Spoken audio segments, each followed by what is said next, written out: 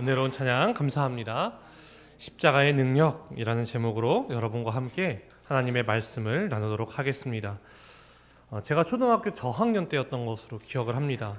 이제 항상 동네 친구들이랑 놀려면요 장소에서 만나야 되지 않습니까? 거기가 항상 마을회관이었습니다. 마을회관 주변에서 이제 친구들이 모여 있는 거예요.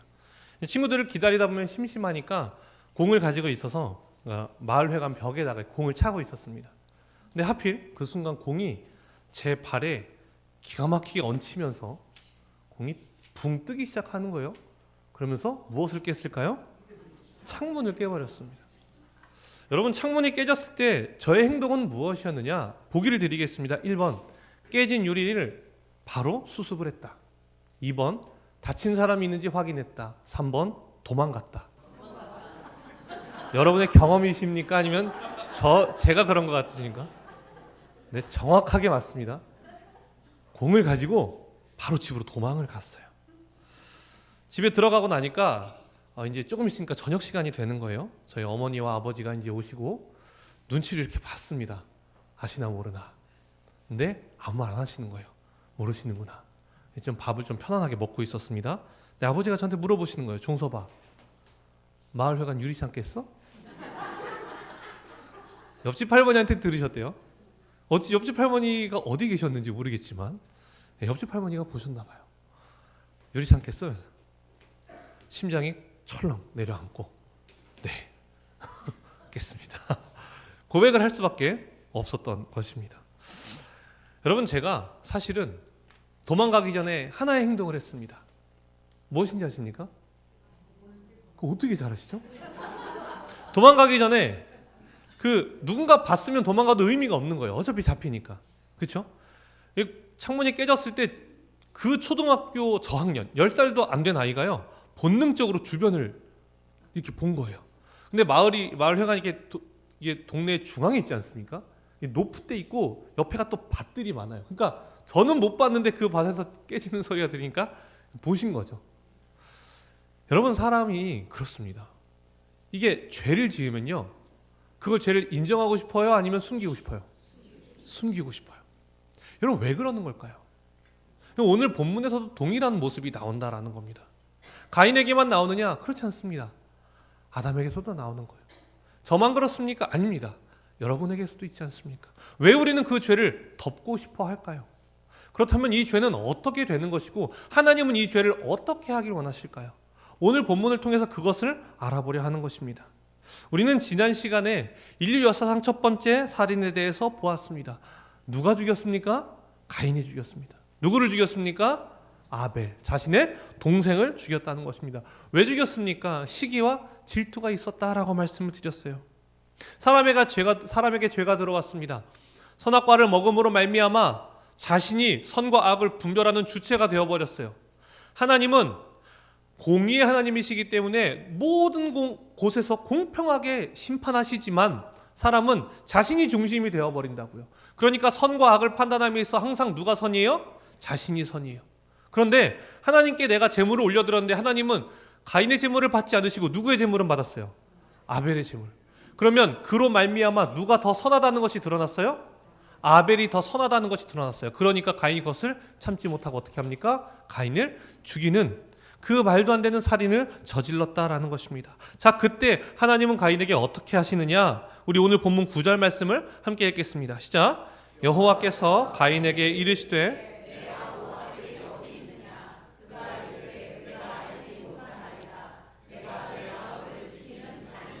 아멘. 자, 하나님께서 먼저 가인에게 찾아오십니다. 가인이 하나님을 찾은 게 아니에요. 하나님이 가인을 찾아오셨습니다. 그리고 물으셨습니다. 내 아우 아벨이 어디 있느냐? 여러분, 모르시지 않겠죠? 근데 왜 물어보실까요? 고백하게 하려고, 자백하게 하려고. 내가 죄를 지었습니다. 하나님 앞에 꺼내놓게 하려고 하나님 물어보시는 거예요. 내 아우 아벨이 어디 있느냐? 자, 그랬더니 가인이 어떻게 말합니까? 내가 알지 못하나이다. 심지어 뒤에서 뭐라고 해요? 내가 내 아우를 지키는 자니까? 라고 묻는 거예요. 여러분, 가인이 죄를 인정합니까? 아니면 죄를 숨깁니까? 죄를 숨기고 있다는 거예요. 아담과 하와도 동일합니다. 우리 창세기 3장 8절 말씀 읽어볼까요? 시작. 그들이 그날 여호와 하나님의 소리를 듣고 아담과 그의 아내가 여호와 하나님의 낯을 피하여 동산 나무 사이에 숨은지라. 아멘. 자, 본인이 죄를 지었다는 것을 알고 있어요. 이들이 알고 있는 겁니다. 근데 하나님의 소리가 들려요. 그리고 하나님께서 찾아오시니까 어떻게 한다? 동산 나무 사이에 숨었다. 자신의 죄를 드러냅니까? 아니면 숨기고 싶어 합니까? 숨기고 싶어 한다. 이게 우리의 본성과 같은 거예요. 자, 왜 사람은 죄를 숨기고 싶어 할까요? 왜 사람은 죄를 숨기고 싶어 하느냐? 바로 죄에 항상 따라오는 것이 벌이 따라오게 그래요. 죄는요, 항상 벌이 따라옵니다. 그 죄의 책임을 져야 하기 때문에 그런 거예요. 그렇기 때문에 어떻게 하나님 말씀하시냐? 오늘 본문 11절 말씀을 함께 읽겠습니다. 시작. 땅이 그 입을 벌려 내 손에서부터 내 아우의 피를 받았은즉 내가 땅에서 저주를 받으리니. 아멘. 자, 땅이 그 입을 벌려 내 손으로부터 내 아우의 피를 받았다. 너 살인했지? 그 피를 땅이 받았다. 그래서 너가 무엇을 받게 된다? 저주를 받게 된다. 어떤 저주를 받게 되느냐? 우리 12절 말씀을 함께 읽겠습니다. 시작. 내가 밭을 갈아도 효력을 내게 주지 아니할 것이요 너는 땅에서 피하며 요리하는 자가 되리라. 아멘. 자, 가인이 받을 저주, 그 죄에 대한 형벌을 무엇이라고 설명을 하고 있느냐? 밭을 갈아도 땅이 다시는 그 무엇을 내게 주지 않아요? 효력을 주지 않는다고요. 심지어는 땅에서 피하며 뭐하는 자가 된다고요? 유리하는 자. 여러분, 유리하는 자는 무엇을 의미하느냐? 정착하지 못하는 거예요. 자, 왜 여러분 땅이 효력을 발휘하지 않고 땅에 정착하지 못하느냐? 땅이 무엇을 받았어요? 아까 아우의 피를 받았어요. 그래서 땅이 어떻게 됐어요? 저주를 받은 땅이 돼버린 거예요. 땅 자체가 저주가 됐다는 것이 아니라 이제 땅이 더 이상 그 가인에게는요 제공하지 않는다는 거예요. 자, 우리가 이것을 무엇을 통해 알 수 있느냐? 제가 목사가 되고 나니까요 이런 게 있어요. 이런 얘기 참 많이 들어요. 감리교 바닥 넓다 좁다? 좁다. 그 말은 무엇입니까? 제가 무언가를 잘못하거나 어떤 목사님이 무언가를 잘못하면요 그 소문이요 어디까지 들러가느냐? 그냥 아마 이 대한민국 안에 있는 감리교는 다 도는 거예요.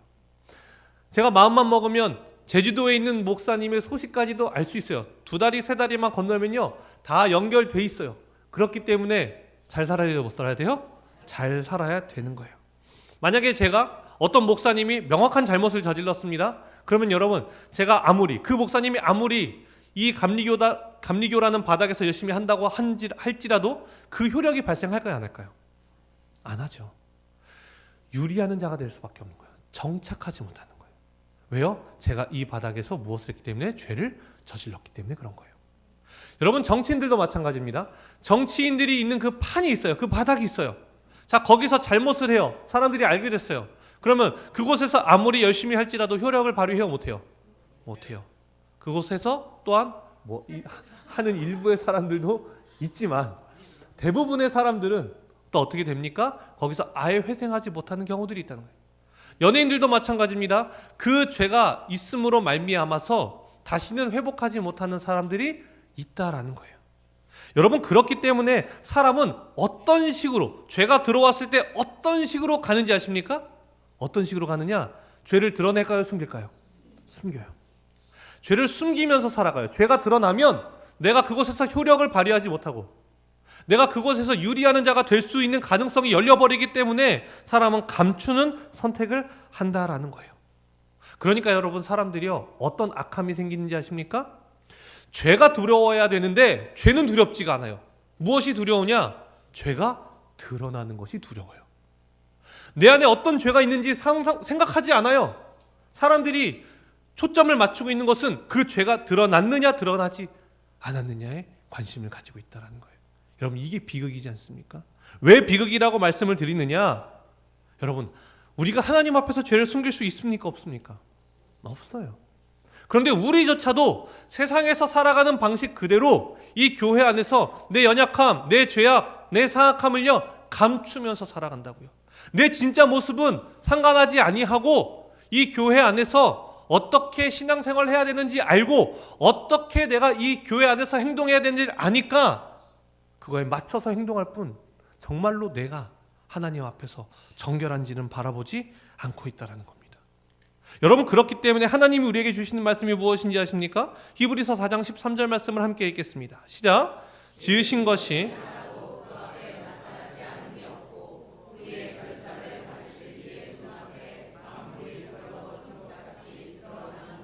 아멘.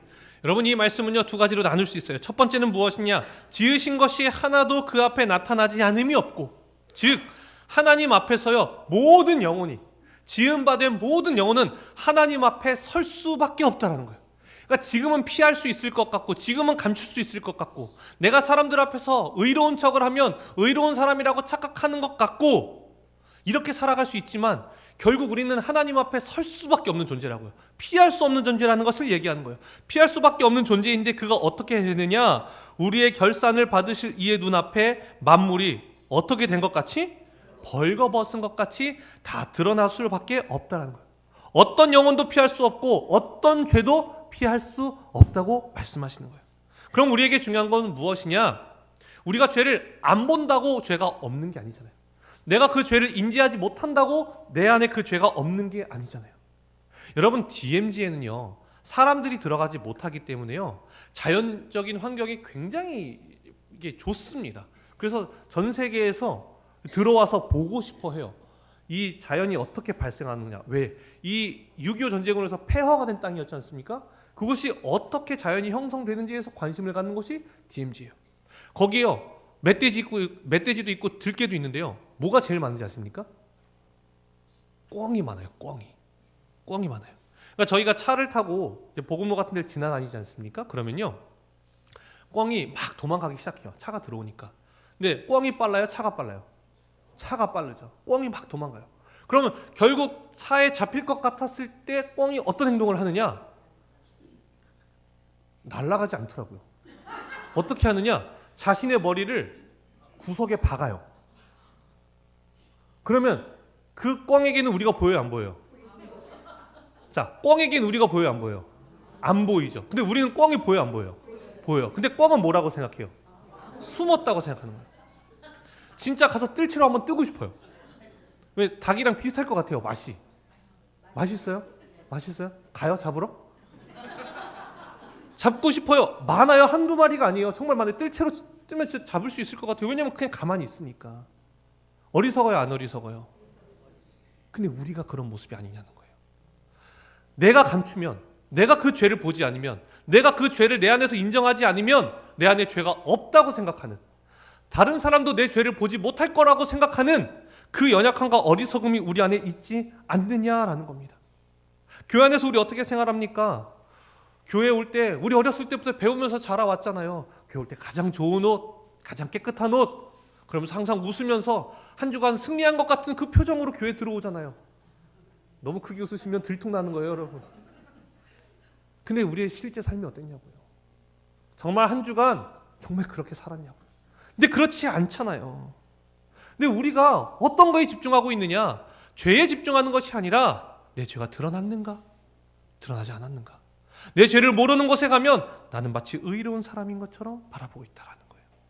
여러분, 성경이 우리에게 어떻게 얘기하는지 아십니까? 우리 에베소서 3장 14절로 16절의 말씀 함께 읽겠습니다. 시작. 이러므로 내가 하늘과 땅에 있는 각 족속에게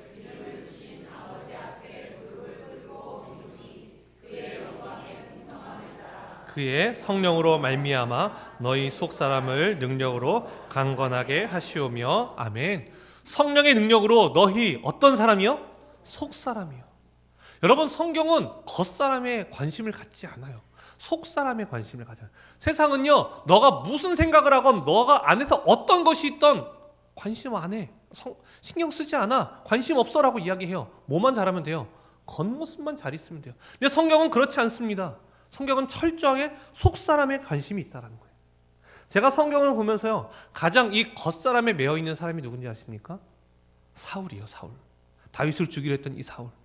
성경에서요, 하나님을 믿는 자가 아님에도 불구하고 너무나 많은 분량을 가지고 있는 그 인간이 바로 사울이라는 사람이라고요. 근데 왜 그렇게 사울에 대해서 이야기를 하느냐? 그 사울의 모습이 누구 안에 있기 때문에, 우리 한 사람 한 사람 안에 있기 때문에 그런 거예요. 여러분, 하나님이 사울에게 기회를 주십니다. 아말렉을 치라는 거였어요. 아말렉의 죄가 굉장히 깊었어요. 그렇기 때문에 하나님은요, 어떤 것도 남기지 말고 다 멸절하라고 이야기하셨어요.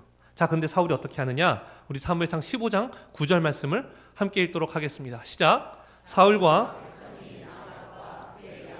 소의 가장 좋은 것 또는 기름진 것과 어린 양 모든 좋은 것을 남기고 진멸하기를 즐겨 아니하고 가치 없고 하찮은 것은 진멸하니라. 아멘. 자, 여러분, 사울에게 하나님께서 모든 것을 진멸하라고 하셨는데 사울이 남긴 것이 있었어요. 그리고 진멸한 것이 있었어요. 무엇을 남기느냐? 양과 소의 가장 좋은 것 또는 기름진 것과 어린 양과 모든 좋은 것을 남기고, 그쵸?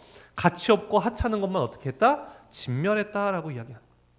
사울이 왔어요. 분명히 모든 것이 진멸되어 있어야 하는 거예요. 자, 근데 양과 소의 울음소리가 들리기 시작해요. 자, 그때 사울이 어떻게 대답을 하느냐? 우리 15절 말씀 함께 읽겠습니다. 시작. 사울이 이르되 그것은 무리가 백성이 당신의 하나님 여호와께 제사하려 양들과 소들 중에서 가장 좋은 것을 남김이요 그 외의 것은 우리가 진멸하였나이다 하는지라. 아멘. 사울이 어떻게 말합니까? 무리가 아말렉 사람에게서 끌고 온 것입니다. 내가 가지고 왔다, 무리가 가지고 왔다. 무리가 내 책임이다, 아니다. 아니다. 그러면서 또 어떻게 얘기합니까? 이것을 가지고 하나님께 뭘 하려고 했다? 제사를 드리려고 했다라는 거예요. 사실은 정말 제사를 드리고 싶은 마음이었어요? 아니죠. 겉모습으로 그렇게 거짓말을 하고 있는 겁니다. 자, 그때 사무엘이 우리가 너무나 잘 아는 말씀, 이 말씀을 하는 거예요. 22절 말씀 함께 읽겠습니다. 시작. 사무엘이 이르되 여호와께서 번제와 다른 제사를 그의 목소리를 청종하는 것을 좋아하심같이 좋아하시겠나이까. 순종이 제사보다 낫고 듣는 것이 수장의 기름보다 나으니. 아멘. 지금 사무엘이 무엇을 하는 것이냐? 당신이 제사를 드리겠다라고 남겨놨지만 하나님이 원하시는 것은 무엇이었다? 순종이었다. 순종이었다. 제사를 기뻐하지 않는다는 게 아니에요. 이것을 일반화하면 안 됩니다. 야, 제사 안 드려도 되는데, 예배 안 드렸는데 순종만 하면 돼. 이걸 말하는 게 아니에요. 이 상황 속에서는요, 하나님이 하라고 한 것, 진멸을 하라고 한 것이지 너한테 제사를 드리라고 한 게 아니잖아. 넌 제사를 드리는 것이 아니라 순종했었어야 돼 라고 말하는 거예요. 자, 여러분, 여기에서요, 자기가 자신을 못 볼 수 있어요. 사람이 그럴 때가 있지 않습니까? 자신이 죄를 짓지 않았다고 생각할 때가 있다고요. 근데 명확하게 죄를 짓잖아요. 자, 그러면요, 그 죄가 인정이 됐을 때 어떻게 해야 돼요? 회개해야 한다고요. 그런데 사울의 비극은요, 이 다음에 나와요. 왜 사울이 비극적이냐? 우리 30절 말씀 함께 읽도록 하겠습니다. 시작. 사울이 이르되 내가 범죄하였을지라도 장로들 앞과 이스라엘 앞에서 나를 높이사 나와 함께 돌아가서 내가 당신의 하나님 여호와께 경배하게 하소서 하더라. 아멘. 여러분, 이게 비극인 거예요. 왜 비극이냐? 내가 범죄하였을지라도 내가 청하옵나니 내 백성의 장로들 앞과 이스라엘 백성들 앞에서 나를 어떻게 해달라? 높여달라. 내 속사람은 철저히 하나님 앞에 죄를 지었음이 드러났는데 그 순간 뭘 보고 있어요? 겉사람을 보고, 내 체면을 보고 있는 거예요. 그러면서 회개하러 나아가는 것이 아니라 내 왕위를 지키기 위해서 여전히 나를 높여주십시오. 정결한 자만 드릴 수 있는 그 제사를 나도 들어가서 드릴 수 있게 해주십시오. 여러분, 이게 비극이라고요. 죄가 있는 것을 알면도 불구하고, 그것이 내 안에 있음을 알면도 불구하고 그 속사람에게 있는 죄를 고백하는 것이 아니라 오히려 사람들 앞에서 겉사람을 드러내고 싶어하는 것. 여러분, 우리가 신앙생활하면서요, 헷갈리면 안 되는 것이 있어요. 그것은 무엇이냐? 행위 뒤에 숨는 거예요. 우리가 어떤 교회에서 헌신을 하고 봉사를 하면요, 우리가 볼 때 흔히 참 믿음 좋아. 여러분, 맞아요. 믿음이 좋아야 할 수 있는 것인데요, 어느 순간 믿음이 떨어질 수도 있어요. 근데 그 행위 뒤에 숨어서 내 속사람을 바라보지 않고 내가 하는 행위가 마치 내 속사람인 것처럼 생각한다면 여러분, 그건 잘못된 거예요. 항상 하나님 앞에서 헌신하고 열정을 다해서 하지만 내 안에 속사람을 계속해서 들여다봐야 돼요. 왜요? 나는 어느 순간 의로워질 수 있고 어느 순간 교만해질 수 있는 사람이기 때문에 그런 거예요. 하나님 앞에서 살아가는 사람들은 어떤 사람들이어야 하는가? 언제나 내 속사람을 바라봐야 하는 사람들이라고요. 내 안에 죄가 있는지 내가 하나님 앞에 온전히 하나님을 바라보고 그 관역을 향해 나아가는 사람인지를 우리 안에 계속해서 분별해야 한다고요. 여러분, 그렇기 때문에요, 하나님은요 우리 안에 있는 죄를요 덮으려고 하실까요? 드러내려고 하실까요? 드러내려고 하신다고요. 오늘 본문 10절의 말씀입니다. 함께 읽겠습니다. 시작. 이르시되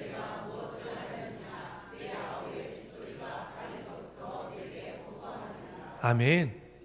가인이요, 내가 어떻게 합니까? 내가 내 아우를 지키는 자입니까? 죄로부터 피하려고 하자 하나님께서 직면하게 하시는 것이 무엇이냐?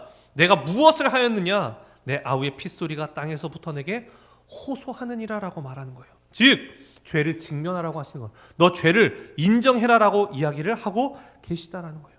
하나님은요 죄를 덮기를 원치 않으신다고요. 죄를 드러내기를 원하신다고요. 왜요? 죄를 드러내서 무엇을 하기 위해서? 요한일서 1장 9절을 함께 읽겠습니다. 시작. 만일 우리가 우리 죄를 자백하면 그는 미쁘시고 의로우사 우리 죄를 사하시며 우리를 모든 불의에서 깨끗하게 하실 것이요. 아멘. 우리가 자백하기 위해서 무엇을 하시려고요? 깨끗하게 하시려고. 여러분, 사탄은요 죄를 감추게 합니까? 드러내게 합니까? 죄를 감추게 하려 합니다. 왜 죄를 감추게 하려 할까요? 사탄은요 누구보다 명확하게 알아요. 무엇을 하느냐? 죄의 삭시 무엇이다? 사망이다. 근데 그 죄를 인지하고 인정하고 하나님께 나아가면 어떻게 돼요? 우리가 깨끗하게 된다고요. 그러니까 어떻게 하게 해야 합니까? 죄를 인정하지 않게 해야 하고 죄를 바라보지 않게 해야 돼요. 왜요? 그래야 죄가 죄인 줄 모르고 끝까지 가서 결국에는 죄로 말미암아 무엇에 이르게 하기 위해서? 사망에 이르게 하기 위해서 그렇습니다. 여러분, 세상은요 죄가 드러나는 순간 어떻게 하는지 아십니까? 득달같이 달려듭니다. 득달같이 달려들어서 깎아내리고 또 깎아내리는 것이 바로 세상이라는 거예요. 죄를 지은 것이 드러나는 순간 죄의 벌을 받으라고 이야기하고요 수치심을 준다고요. 그런데 여러분, 우리는 똑같은 죄를 바라보는데요 전혀 다른 방향으로 나아가게 되었어요. 왠지 아십니까? 이게 어떻게 가능했는지 아십니까? 바로 십자가로 말미암아 이게 가능해진 거예요. 예전에는요 십자가 이전에는 어땠냐? 죄를 바라보면 두려운 거예요. 왜? 죄로 말미암아 수치가 내게 들어올 것 같고 죄의 형벌을 내가 받아야 될 것 같은 두려움이 내 안에 들어왔다고요. 그런데요 십자가라는 사건을 통해서 우리가 어떻게 되었느냐? 그 죄를 바라보면 누가 보여요? 내 죄를 대신해서 돌아가신 예수 그리스도가 보이는 거예요. 여러분, 이게 십자가의 능력이에요.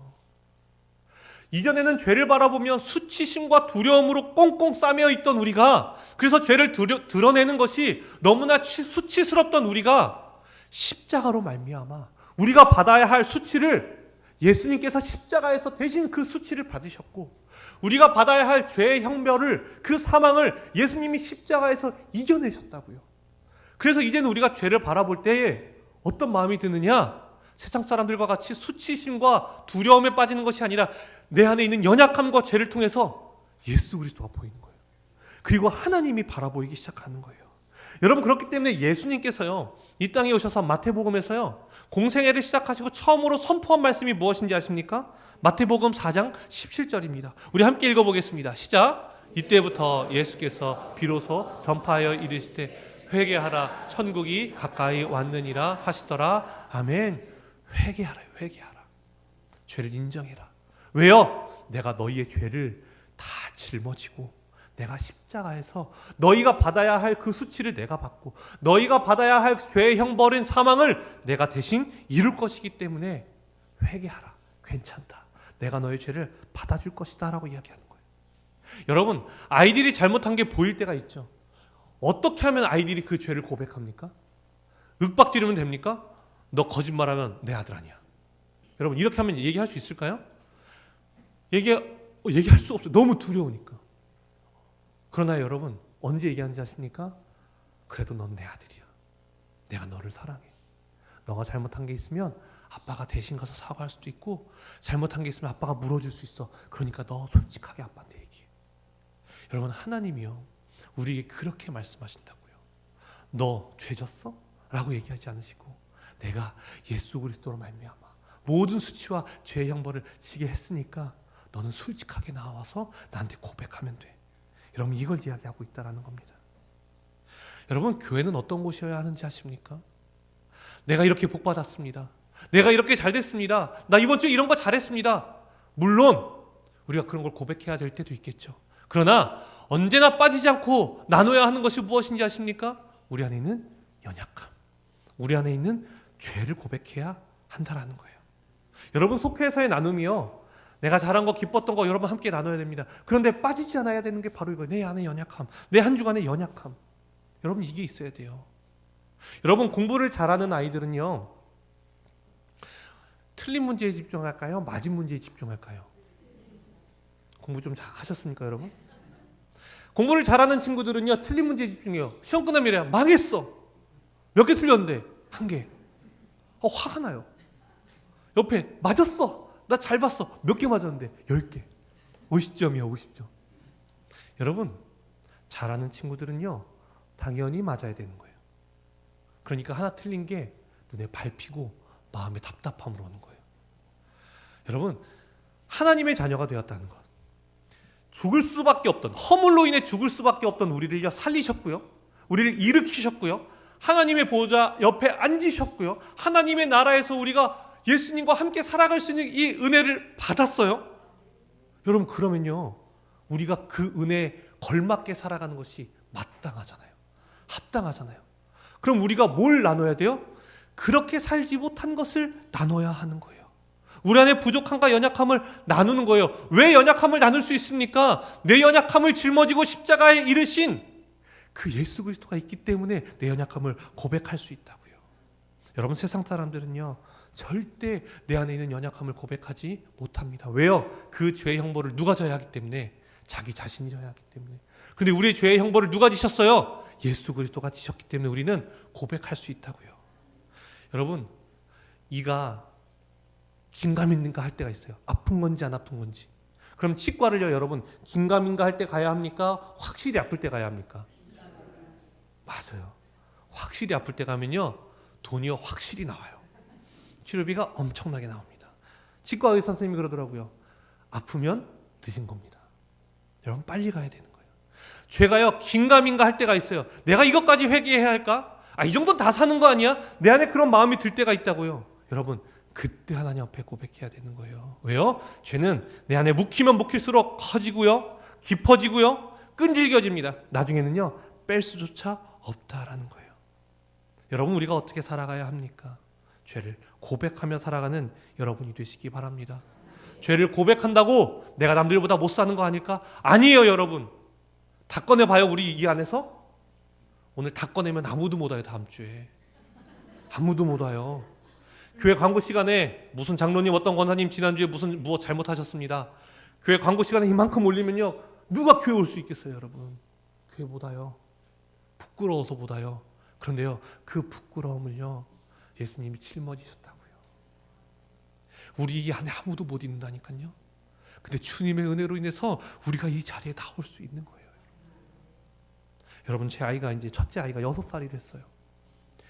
이제 그 서진이가 5살부터 유치원을 가기 시작해서 6살이 되니까요, 이제 유치원에 동생들이 들어오기 시작하는 거예요. 그러니까 자기가 형인 거예요. 이제 자기가 형이래요. 이제 이제 아무것도 모르잖아요, 아이들. 그렇죠? 자기는 이제 1년이나 지났는데. 근데 이제 둘째가 생기고, 둘째가 누워서 밥을 먹고 누워서 있으니까 자꾸 누워 있으려고 그래요. 유치원을 가야 되는데 계속 누워 있어요. 옷을 입을 때도 누워서 입으려고 그러고, 먹을 때도 누워서 먹으려고 그래요. 그러니까 제가 뭐라고 하는지 아십니까? 애기 됐네? 자기가 형이라고 생각하는데 제가 자꾸 애기라고 부르는 거예요. 애기네? 그럼 누워서 먹어. 분유 타줄까? 분유 타줘? 막 이러면 되게 싫어요. 나 형인데. 제가 유치원에 가는 길에 그랬어요. 서진아, 너가 형이라며, 너 6살이라며, 그럼 너가 혼자 옷 입을 줄 알아야 하고, 너가 밥도 먹을 줄 알아야 하고, 너가 혼자 일어날 수도 있어야 되는 거 아니야? 맞대요. 그럼 앞으로 그렇게 해야 되지 않겠어? 맞대요. 너 다시 안 하면 아빠가 혼낸다. 그랬더니 저한테 이렇게 말하는 거예요. 아빠, 근데 유치원 선생님한테 말하지 마. 여러분, 5돌이 안 됐어요. 그런데 그 연약함과 부족함이 수치라는 것을 본능적으로 하는 거예요. 여러분, 우리는 어떻습니까? 우리는요, 아기들은요, 순수하니까 솔직하게라도 말해요. 우리는 이걸 어떻게든 포장해서 내가 잘못한 것이 아닌 것처럼, 여러분, 우리가 정말 더 악하지 않습니까? 여러분, 우리 안에 그런 모습이 있지 않습니까? 숨기고 싶고 감추고 싶고 내 안에 썩어 문드러지는 것이 있음에도 불구하고 교회 와서는 웃는 얼굴로 깨끗한 옷으로 나를 덮어서 나를 가려서 살아가고 있는 것이 우리의 모습이 아닙니까? 그런 우리는 변함이 없어요.